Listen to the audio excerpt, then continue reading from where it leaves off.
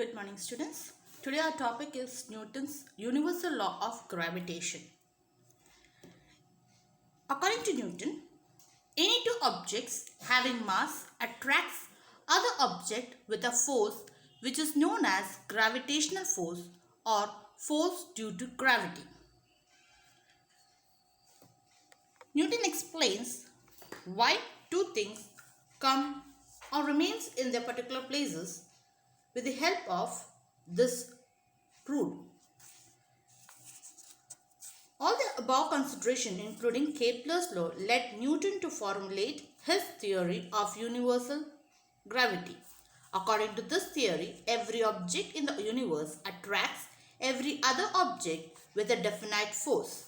This force is directly proportional to the product of the masses of the two objects and is inversely proportional to the square of the distance between them.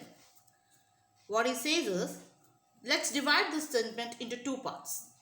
In the first part, he says that there are two objects which are attracted to the point masses. These two point masses are located from each other at a particular distance d.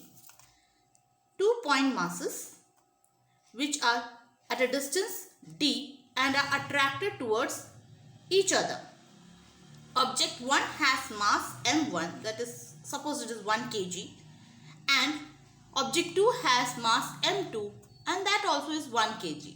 The distance between them is given by d. The force that attracts each other is known as force due to gravity. This is proportional to the product of their masses, that is, F is directly proportional to m1 into m2. Product of masses m1 and m2 are the masses. So, product of it means m1 into m2. The second line states that when the distance increases, the force decreases. It decreases rapidly. Hence, force is inversely proportional to the square of the distance. This is also known as the inverse square law of gravitation. That is, F is inversely proportional to d square. We stated that F is directly proportional to the product of masses m1 into m2. That is what we said first. Secondly, we said that the force is inversely proportional to the square of its distance. So, this became our two equation.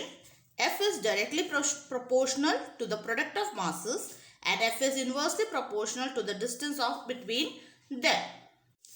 This is also known as the inverse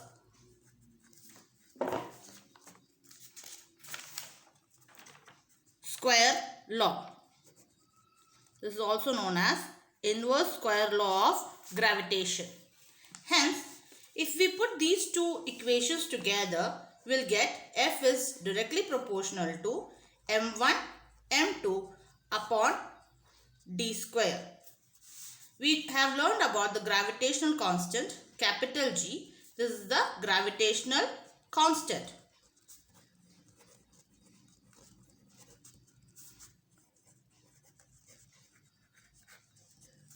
So, we will rewrite this as G is equivalent to F into d square upon m1 into m2.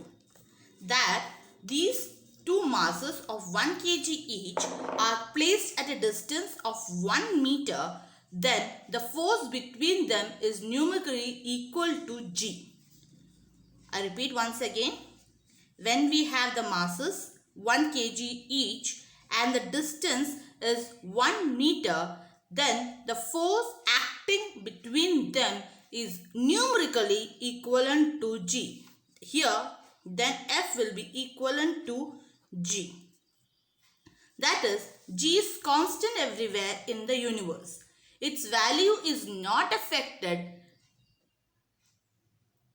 even if the change in mass, it is not affected if the medium is changed, and it is not affected if the distance is changed. So, the value of G remains constant irrespective of mass, medium and the distance. As it is the same all over the universe, it is given the title universal constant. As G, the value of G remains same in every condition, it is also known as the universal constant, and the value of G is 6.673 into 10 raised to minus 11 Newton meter square kg. This is the unit, SI unit of the universal constant or gravitational constant.